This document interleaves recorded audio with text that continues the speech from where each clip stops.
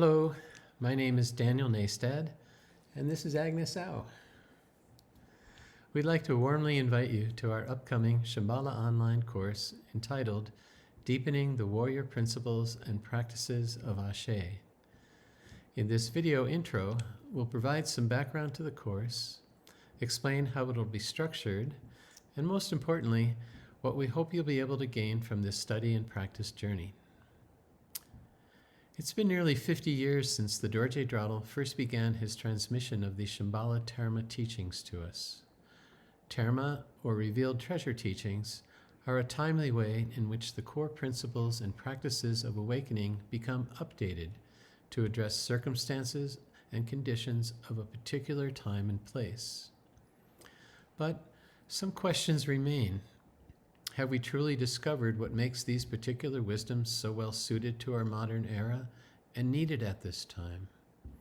Have we been able to fully integrate these unique practices into our everyday life in ways that join together our meditation and post-meditation experiences, what the Dorje Drala termed meditation in action? Looking at the practices of the three Shambhala root texts we've received, the letter of the Black Ashe, the golden sun of the great East, and the letter of the golden key that fulfills desire, we can regard this collection as a terma-toolkit. Windhorse, Drala, Enriching Presence, Ashe Stroke, and Ashe Lungta were originally presented to us in a sequential or linear fashion. Now that we have them, we can look at them from a bigger, interrelated perspective.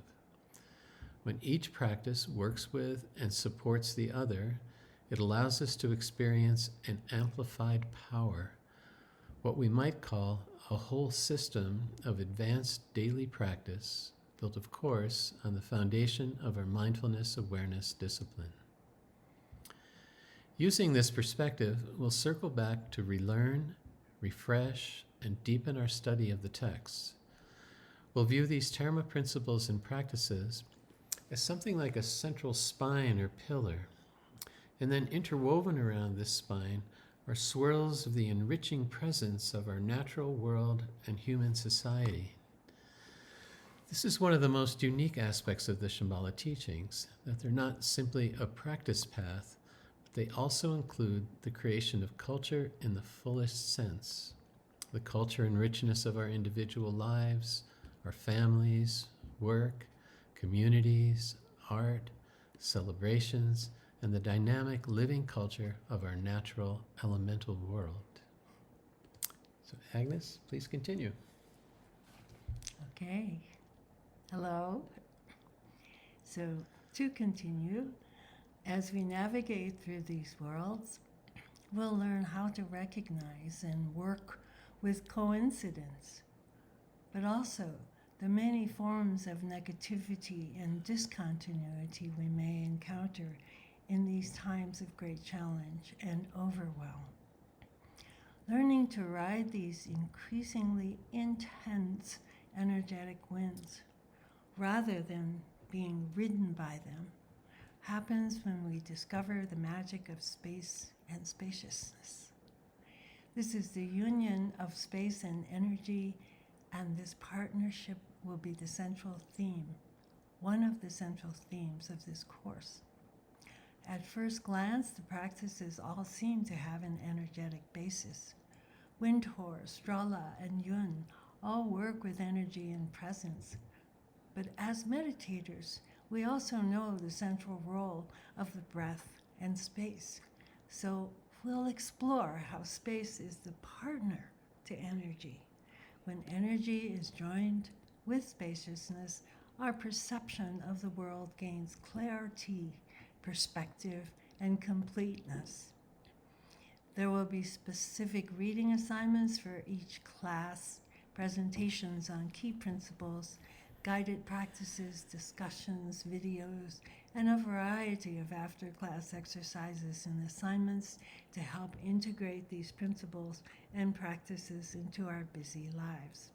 There'll be guided stroke practice, instructions on lasang and invoking Drala, some fun cultural assignments, and special ways to help heighten our perception and appreciation of this many-layered world. There will be 2 one-month-long series of classes in June and September. In the intervening 2-month period, July and August, we'll spend the time practicing our warrior in the world disciplines, and we'll organize several online gatherings to share our experiences and have time for discussions and the like.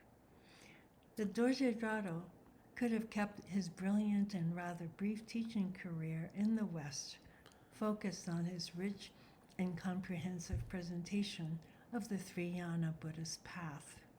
But it seems it wasn't that simple, and it really wasn't his choice.